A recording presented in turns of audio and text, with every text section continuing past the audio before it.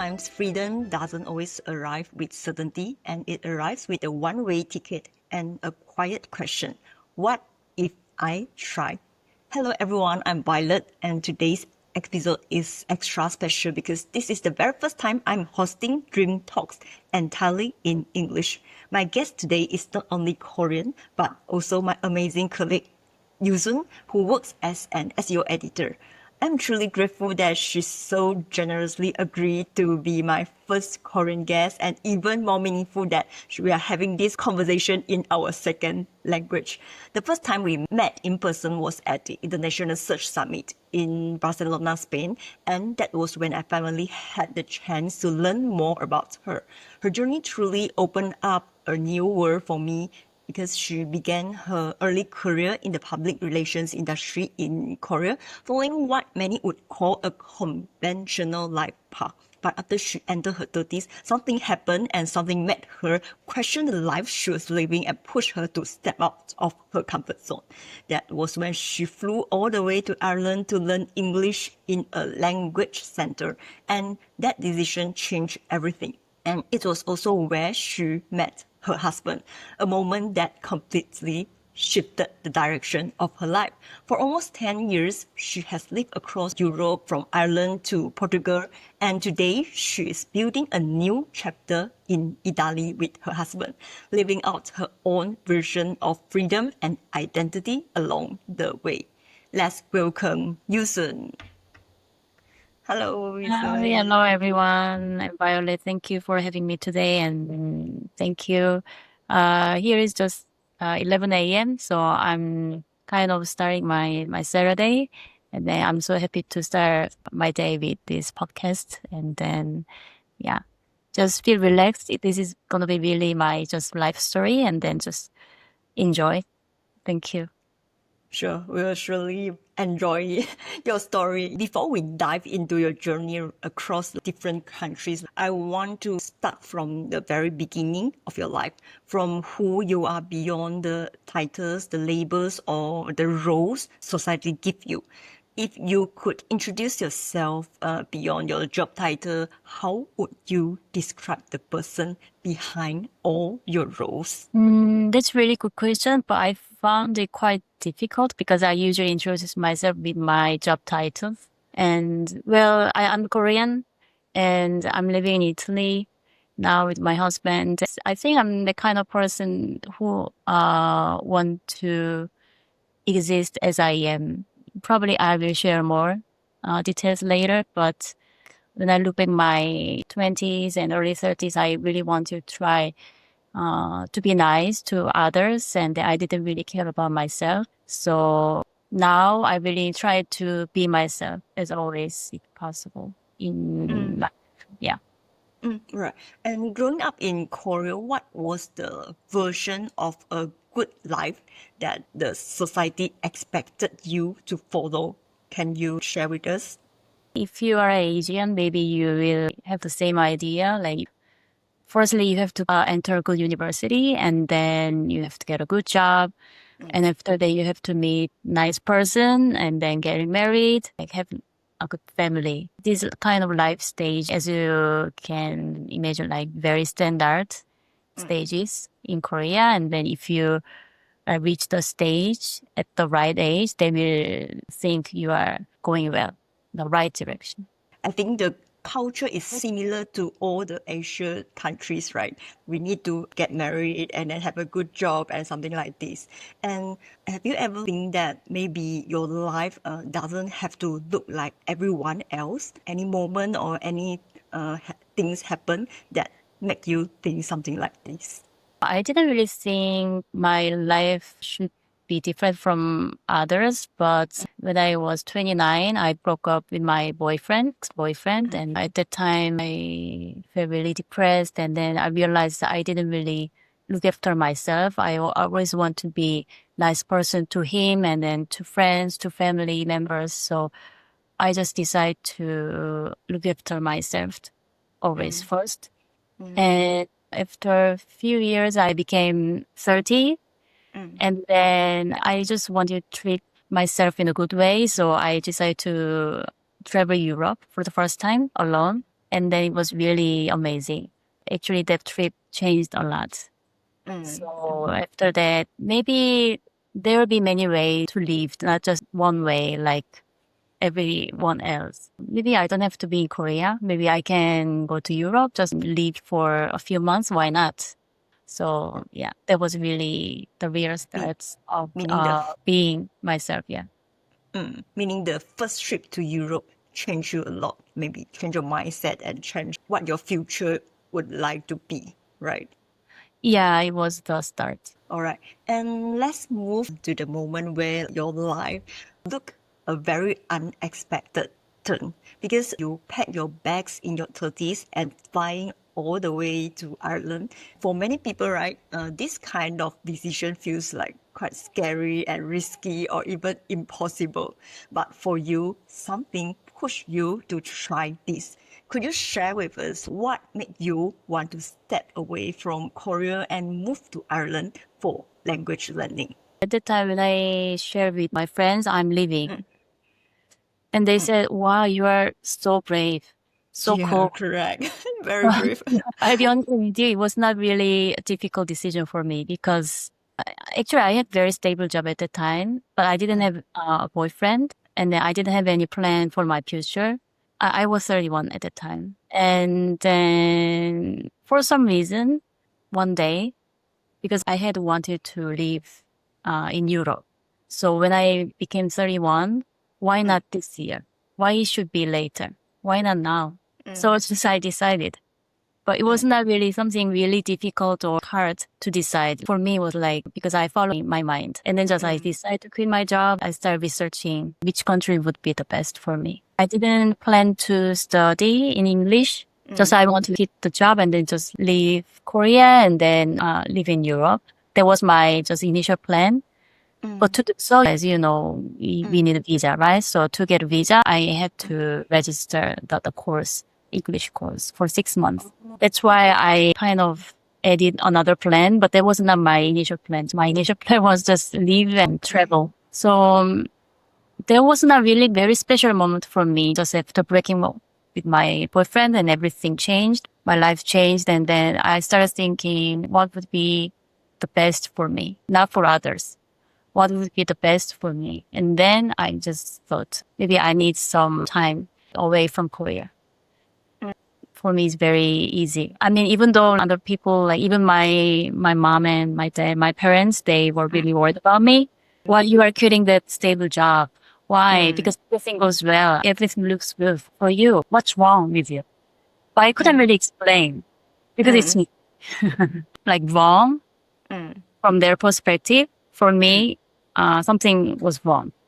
So just I followed my mind, my voice. Maybe it's your inner side guide you to Europe countries. So you just go and like listen to your instinct, something like that. Yeah, because I listened to myself. All right. Because you are going alone, right?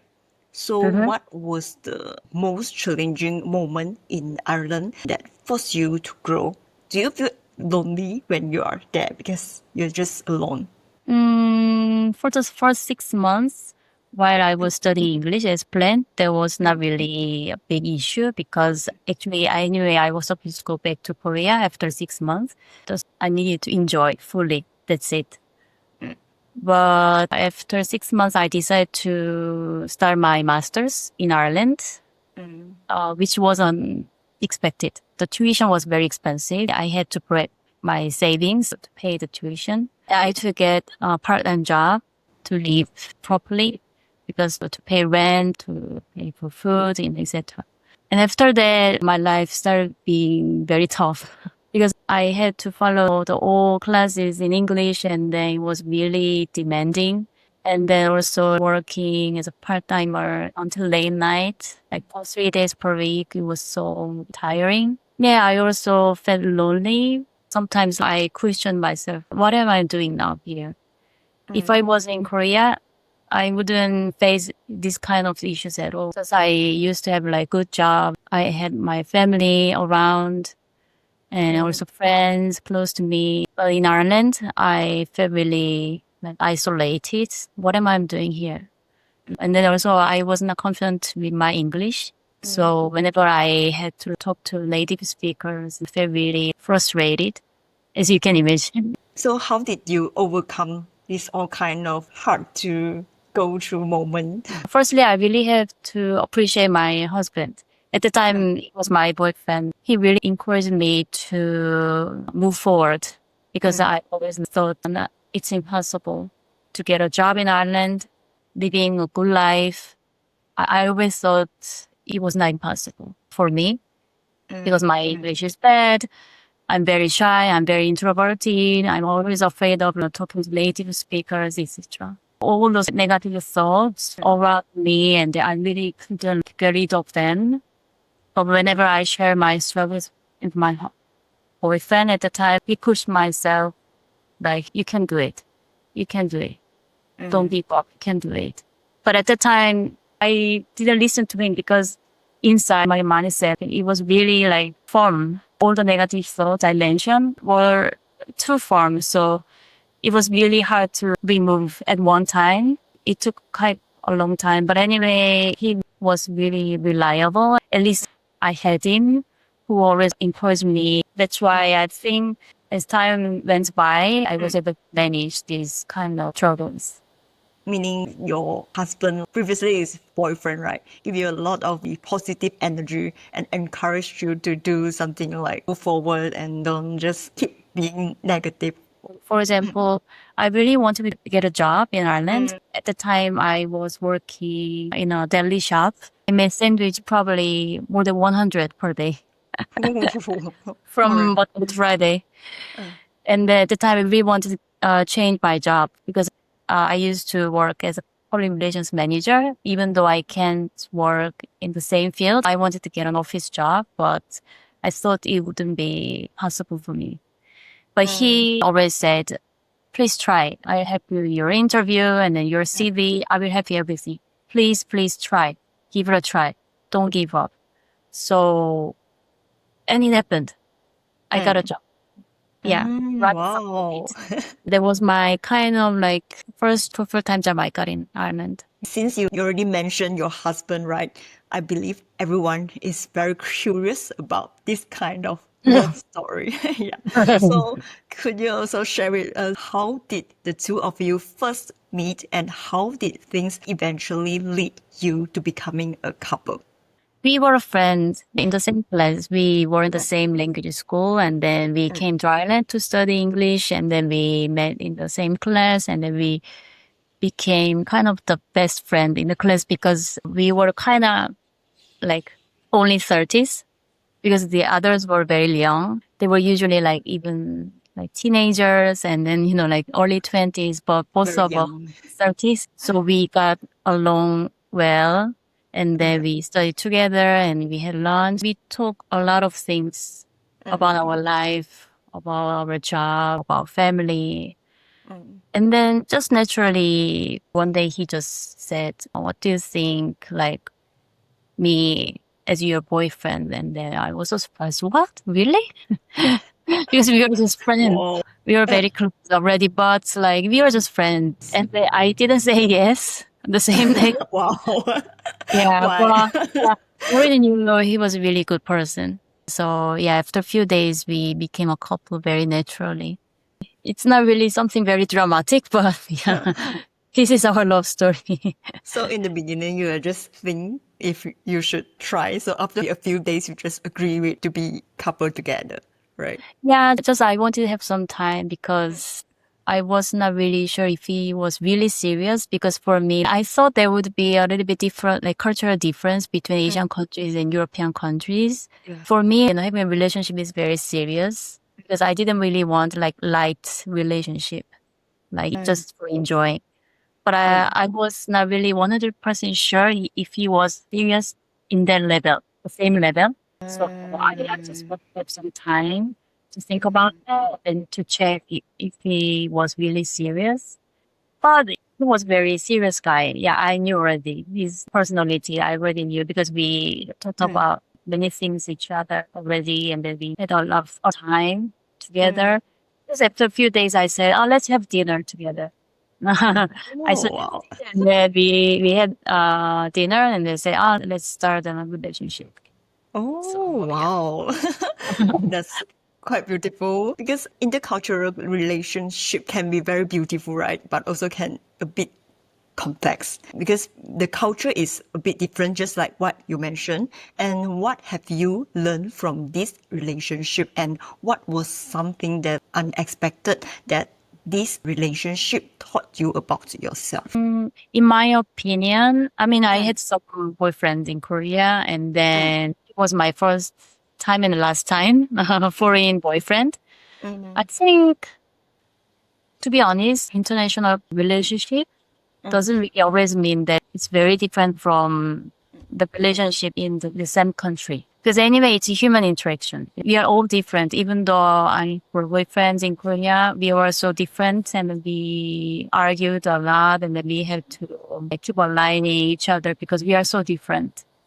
So even though he was Italian foreigner, but I didn't really think that we were very different because we were from different countries. Just we are human. So we are different. We have different characters. Just we need to understand each other first, and then we don't always have to change ourselves. But I think understanding is really important. Like understanding why he thinks like that or why he behaves like that. But I don't think it's gonna be different with Korean guy. I think the same. Yeah. But of course, there are some cultural differences for sure because we are from different countries. But I don't think it's really critical. Yeah. So how did you be overcome if you have something like different? How did you align with each other, especially when you live together? For the first few months after marriage, we argued a lot. We are so Oh, different, and we didn't know why the person thought like that or behaved like that. But after trial and error, we have learned about each other. We got to know why he or she is like that, and because our argument was like that. One day he did something, but I couldn't understand why. So I said, "You must do this, not that." And then he was upset, of course, because for him, it was right for him. But for me, it was not right. But I wanted to change him as I thought. But for him, it didn't make sense because for him, he was right. So it's been almost like 8 years since we got married. And then for the last 8 years, the process, the time we had to understand and then not to force to change. just Yeah. being yourself, each other's Yeah. self. Yeah. Also, of course, we are different, but at the same time, also we have to change ourselves at some point. But it's impossible to change entirely because we are already adult and we are 30s. Yeah, correct. But at some point, we have to change, of course, as a married couple. So, but it's not like this. You have to change, or you shouldn't be like, we shouldn't really force the person to change. Correct. Just we need to communicate very wisely. And then we have to understand. We have to try not forcing for the last 8 years. And then now I think I can confidently say like we have been really in a good relationship after the time. We know each other very well. Yeah. Okay, and after almost 10 years of living across Europe, I can imagine your sense of home must have changed a lot because home becomes less about geography and about feelings and people and identity. What do you miss the most about Korea and what don't you miss at all? I miss food. I Very cook good. Korean food every day. I cook Korean food because I miss Korean food, but it's not the same thing. I always miss my mom's homemade food, of course, and then people. I miss people. And then I miss the places where I really liked when I was in Korea. And also a lot of good memories. So like whenever I just look back the time, I really miss all the things. But what I don't miss is that probably some culture, some traditions, for example, too much think about others. how I look like, how I look like to them, and then how I should live to please them. In most cases, like, family members. So it's easy to lose myself, my identity, my mind. Doesn't mean that the culture is very always like negative, because we really want to think about others, and then we want to help each other. Someone helps something, we really are willing to share. It's just very good tradition. But at the same time, like, we cannot be really independent. We always also have to think about others and then the relationship. During the time, we also don't really look after ourselves. That's what I don't mean. I think European people, because I never lived in US or other countries. I only lived in Europe, but I mean, they also really care about their families. I think they are quite independent somehow. They handle themselves very well and not depend on others and not really care about what others think, right? So what you dislike is maybe something like people in Korea or Koreans always care too much about what others think. Mm-hmm. Yeah. And among all the places you have lived at the beginning was in Ireland, right? And then Portugal and Italy. Which one make you feel like more like your home and why? None of them. Oh, really? So Yeah. maybe it's Korea. I mean, home, I don't know, even that Korea. Like, I feel like I'm still a nomad because firstly, I left already my home country 10 years ago. It's been 10 years already. I lived in different countries, and then we also don't know what's going to be the next. So I can really clearly like say which country or which place is like I feel home the most. But if I have to choose one in a different way, Ireland is the most special country for me because that was my first foreign country. I lived for a long time. And then basically life changed, totally changed. I met my husband there. I got a new job there, and I met a lot of good people from different countries. Before that, I never worked in an international company. I was English in my workplace. I was very ordinary. But after I moved to Ireland, I realized life is so dynamic and the world is very wide. There are many things to try, and then there are so many people and so diverse. So I felt really excited about that. I really appreciate Ireland opened my eyes. So the country you love most is also Ireland, right? Among Ireland and Portugal and Italy. Yeah, I wouldn't go back to Ireland because I left Ireland due to very bad weather. I wouldn't go back to live.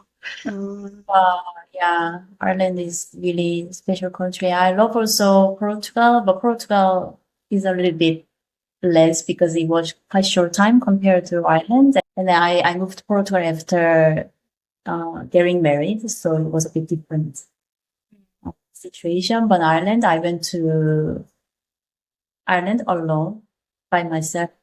I was totally alone. All the adventures happened in Ireland, so it's the most special country for me. I see. Maybe you already get used to a lot of like culture and everything there because you live the longest in Ireland. But how about Italy? Could you share with us your life in Italy? Is it something that make you didn't really feel at home? Why? What is the reason? Compared to Ireland, right? You feel not really have a sense of home. Oh, sorry, maybe I have to explain a little bit. I don't even feel home Ireland either. All right, okay. Because anyway, they are not my countries, and then as an Asian cultures, many things are different.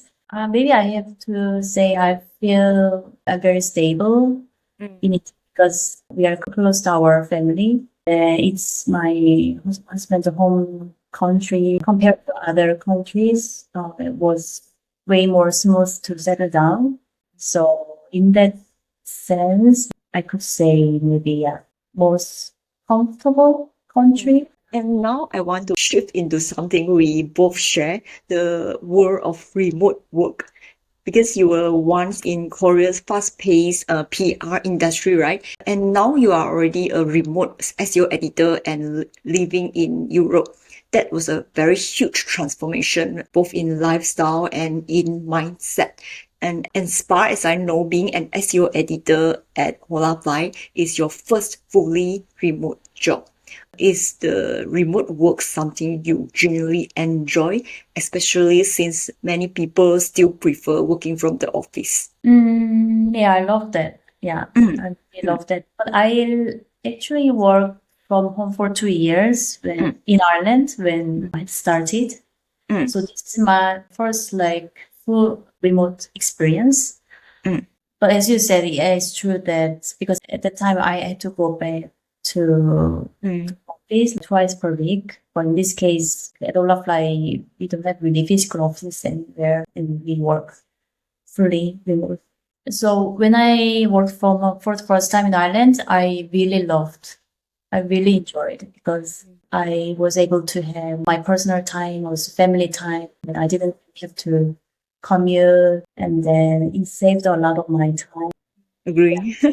Yeah, I really enjoyed it. And also it fitted my personality because I usually like staying at home. And then, yeah, I also like meeting some people, but not too often. Yeah. So, Okay. yeah, I really enjoyed. So when I got this job at Olafly, I was really, really, really happy to have this job. So for you, staying focused when you are working from home is not very hard, right? Is it very easy for you? Yeah, it's quite easy, but I'm human, of course. But sometimes I don't feel really productive. And also I really used to enjoy the time with my colleagues in the office, like having lunch together and then, drinking coffee, even though it was not really often. Because I went to Portugal, I went to the office twice per week. And I really enjoyed it, even though it was a bit hassle to commute to the office in the morning. And I had to wake up early. But anyway, because we are human, we need some the interaction from time to time. But here, I'm just with my husband, and the place where I live, it is town, very local, and then there are mostly local people.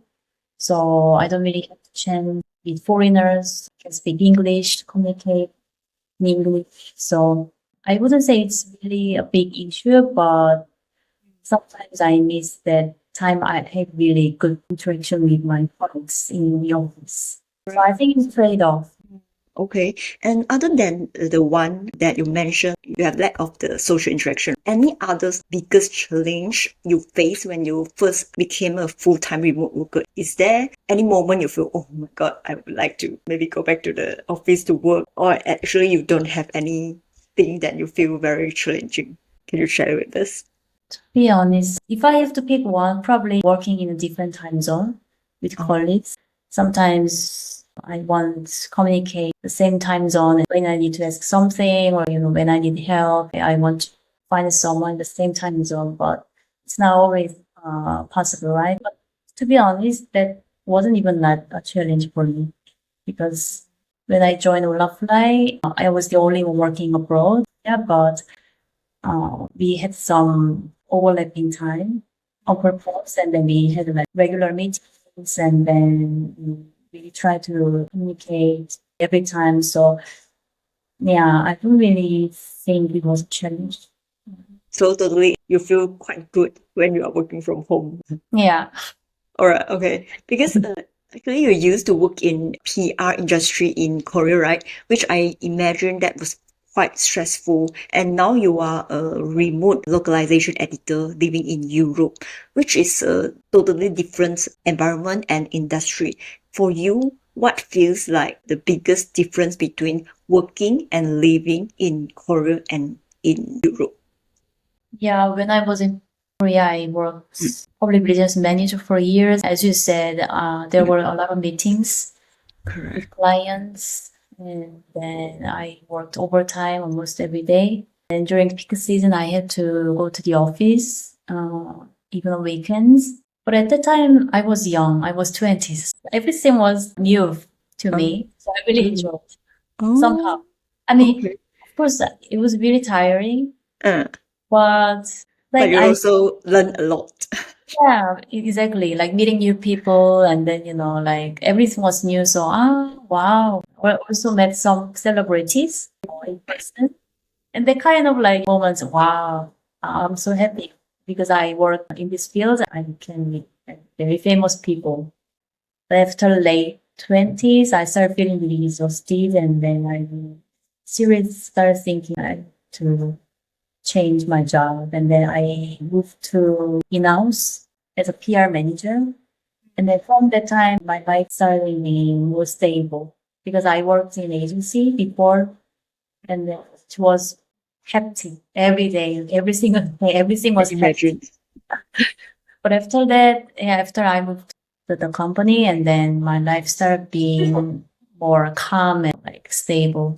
But to be honest, I feel like way happier now because at that time I couldn't really have my personal time. But now I can confidently say I have way more personal time and family time. Also, like living in Korea, living in Europe, yeah, they're so different because Asia and Europe, many things are different. Above all, I feel more free. Whatever I say, whatever I behave, for example, age.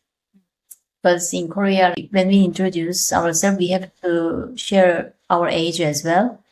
Then we can kind of start our relationship properly. But in Europe, even in Portugal, I didn't really have to share my age, even though they are younger than me or older than me, regardless of the age. Just we became friends very easily. Just we call each other by name. But in Korea, we cannot call by name. We are younger or older. Each title is different. So that's why we always have to share our age first and then to set the relationship. Correct? Yeah. It sounds quite different. Oh, The really? same. Is it different from your country? Yes, because we usually didn't need to like have a title or anything. We also treat each other like friends. So maybe it's a bit different. Very interesting to hear this. Yeah, I think so. I mean, as a Korean, it's really nothing special, but after I left, I found it really, really special culture. Because just in Europe, it's the three countries I lived. It was really easy to be a friend because of age and Everyone gender. is very open. Yeah, exactly. So I feel more freedom. They have to think if she or he is older than me or younger than me, and how I should call the person or how I should behave, that kind of thing. So you I don't need to think too much. Yeah, exactly. I can say it's really energy consuming. Imagine when we meet some like new people like you, if you have to think about all those things, it's a headache. Yeah, correct. So I really enjoyed that in Europe. Like I don't have to think about my age, gender, even my university, previous job. Just I'm Yusun. That's it. I'm from Korea, Yusun. We can be friends even though you are younger or older, but it doesn't matter. That kind of yeah. I see. All right. And because living abroad in three countries, marrying someone from a different culture, and you also work fully remote, I think you have already chosen a path that is very different from many of your peers. So what has been the hardest part of this choice? And do you think it was worth it? So you mean living in different countries? Yeah, correct. What I mean was because what you are currently in a journey that's just very different from all your peers or your friends at your age, right? Or your very close friends in Korea. It's totally different. So what is the hardest part, do you think, for this choice? Because this is something you choose to live. I think you enjoy a lot, but I'm not sure if there is any hardest part or totally not. The hardest part was probably everything is slower than Korea. Like medical system and then bureaucracy and all the paperwork. They're not really fully digital. Yeah. I mean, some countries they are. Everything is digitalized, but some countries still they prefer post, they prefer papers. From my perspective, still a lot of things way So slower than all right. in a very traditional way compared to Korea. Yeah. It's been better, of course, because like technology is also developing, and then they adopt new systems. But still, I mean, as a Korean, I still feel they're slower than Korea, and then also probably language barrier, especially because I'm in Italy, and I learned Italian for some months, and I paused, and then I resumed, paused, and now I'm not learning at all. So Give up already. I know I have to, I must, but I'm not really motivated for some reason.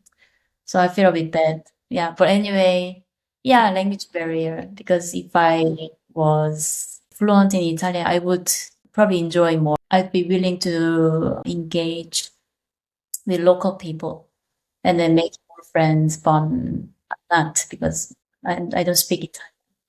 Could you share with us what does freedom mean to you now, and do you feel you are living it today? I think it doesn't have to be special. Like next year, I become 40. I know I'm starting my second half of my life. And then when I look back childhood and then teenager and back in 20s, 30s, I don't really have to achieve like something big. It's okay. Just I want to be consistent. I want to enjoy what I like consistently. I think this is the most important thing. And then I just want to fully care about my loved ones. And then I want to share good things with others. And then enjoying nature. Just keeping my routine every day. Just living my life day by day. And then find happiness from them, not from like big achievement or like big money. I think it's really important for me. I mean, of course, I'm human and I want to be successful. I'm ambitious and I also want to make big money, but I'm not pursuing that. That's not my goals. What I think now is that like, all the things make me happy. It looks small, but they really making me alive. For example, running. I love running. I go running 3 times per week. This is kind of like something I really, really want to be consistent for the rest of my life because it really makes me feel alive. Running is just running, nothing special, right? Just running is running, but it makes my life so special. It doesn't matter. I don't really do this to show off to others. This is totally for myself. I don't really have to be a marathoner, or I don't really have to show off my record. It doesn't matter. Even though I'm very slow, even though, I'm not really good at that, it doesn't matter. Just enjoying itself is really the biggest happiness for me. So, yeah. So currently, are you satisfied with your current life? I can say yes. Because sometimes I think, some people like say, I want to go back to my 20s. I want to go back to my past. But in my case, no. I usually think the best day is today. Yeah. Just live in the moment. Because if I had a chance to go back to the past, and then probably I would have been better because I already, experienced many things. And then if I go back to 20s now, I wouldn't have like silly choices I committed at that time. Probably my life would have changed a lot. But I think it doesn't really mean a lot to me because anyway, it was me. So I was silly. I was not really confident. It was me. And it's okay. So because I'm human, like I'm growing, I'm just keeping growing as a human. So we can avoid all the like tough time and struggles because it's life. Just need to get through the time. We need to learn that, and that we will eventually like be more mature. We will be able to fulfill our life. I think your current status in your life is quite nice and very positive one. So just live in the moment. It will be the very best for you. All right. I think that's all for today. Thank you, Yusun. Thank you so much for listening to today's episode. Yusun's story reminds us that life doesn't always go the way we plan. And that is the part of our journey and maybe even exactly what we need. So her journey shows us that freedom is not always very loud or very dramatic. Sometimes it looks like uncertainty, sometimes it feels like starting over, and sometimes it is simply trusting your own direction. So wherever you are on your journey, whether you are drifting, questioning, rebuilding, or dreaming, I hope today's story gives you a little courage to keep going, because an unconventional life is not about being different, it is about being true and being authentic. So I'm Violet, and this is the Dream Talk series of the Live Dream Free podcast. Thanks again, Yusun, and also thanks all for being here. I will see you in the next episode. Bye-bye. Thank you. Bye bye.